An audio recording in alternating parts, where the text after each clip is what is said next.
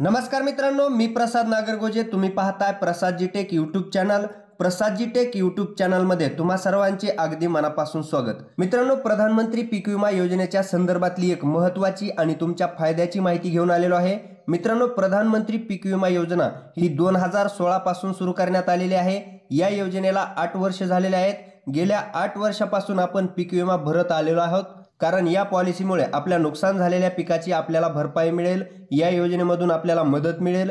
मात्र नुकसान होऊन सुद्धा काही शेतकऱ्यांना मदत मिळते, तर काही शेतकऱ्यांना अगदी बांधा शेजारी बांधा असून सुद्धा मदत मिळत नाही. याचं नेमकं कारण काय? तर मित्रांनो, हीच माहिती मी तुम्हाला समजून सांगण्याचा प्रयत्न करणार आहे. आपल्या पिकाचं नुकसान झाल्यानंतर एक महत्त्वाचं काम आपल्याला करावं लागतं आणि ते काम केल्यानंतर तुम्हाला देखील नक्कीच पीक विमा मिळणार आहे. कंपनीला तुमच्या नुकसानाची भरपाई ही द्यावीच लागणार आहे.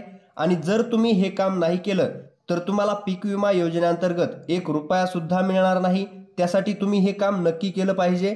तर मित्रांनो, नक्की कोणतं काम करायचं आहे जेणेकरून इतर शेतकऱ्यांप्रमाणेच तुम्हाला सुद्धा पीक विम्याची रक्कम मिळेल, याची सविस्तर माहिती पाहण्याआधी तुम्ही जर अशीच तुमच्या फायद्याची माहिती किंवा शेतकरी योजनांचे अपडेट वेळोवेळी पाहू इच्छित असाल तर आपल्या चॅनलला नक्की सबस्क्राइब करा आणि समोर येणाऱ्या बेल आयकॉनवर क्लिक करून ऑल नोटिफिकेशन क्लिक करा. म्हणजे आमच्या अशाच प्रत्येक व्हिडिओच्या नोटिफिकेशन तुमच्यापर्यंत सर्वात अगोदर पोहोचत राहतील.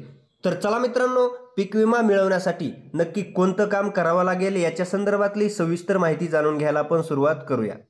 मित्रांनो, तुम्ही पीक विमा भरल्यानंतर तुम्हाला एक रिसिप्ट दिली जाते आणि त्याच रिसिप्टवरती तुमच्यासाठी एक महत्त्वाची माहिती दिलेली असते. मात्र CSC केंद्र चालकांकडून तुम्ही विमा भरलेला असेल तर ती माहिती तुमच्यापर्यंत पोहोचत नाही, कारण पीक विम्याच्या मेन पावतीसोबत आणखी दुसरे 2 पेज असतात आणि तुम्हाला फक्त पहिल्या पेजची प्रिंट दिली जाते. मित्रांनो, या पीक विम्याच्या रिसिप्ट सोबत अशा पद्धतीचे हे 2 पेज असतात. मित्रांनो, तिसऱ्या पेजवरती एक महत्त्वाची माहिती दिलेली असते. अशा पद्धतीचं एक नवीन पेज तुम्हाला कंपनीकडून दिलं जातं. या पेजवरती 3 नंबरला महत्त्वाचा मुद्दा दिलेला आहे. तुम्ही पाहू शकता, तुमच्यासाठी सूचना देण्यात आलेली आहे.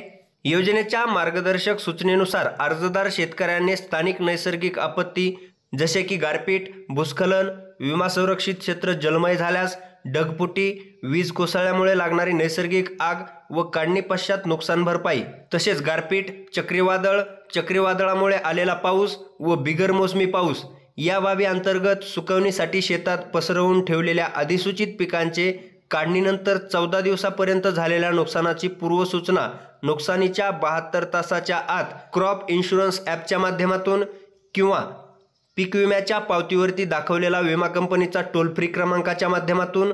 तर मित्रांनो, अशा पद्धतीने विमा कंपनीच्या माध्यमातून किंवा शासनाच्या माध्यमातून तुम्हाला सूचना देण्यात आलेली आहे. ज्यावेळेस तुमच्या पिकाचं नुकसान होईल त्यावेळेस तुम्हाला 72 तासाच्या आत विमा कंपनीला क्लेम करायचा आहे, तक्रार करायची आहे. मग तुमचं उभं पीक असेल किंवा काढणी पश्चात असेल किंवा काढून टाकलेलं पीक असेल, 14 दिवसापर्यंत काढलेल्या पिकाचं नुकसान झाल्यानंतर सुद्धा तुम्ही तक्रार करू शकता.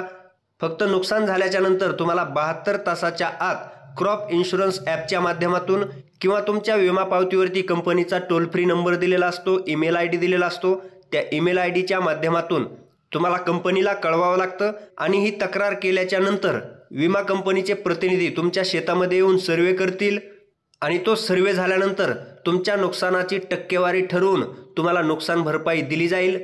जे शेतकरी क्लेम करतील, जे शेतकरी तक्रार करतील, त्याच शेतकऱ्यांचा सर्वे होऊन पीक विम्याची रक्कम दिली जाणार आहे.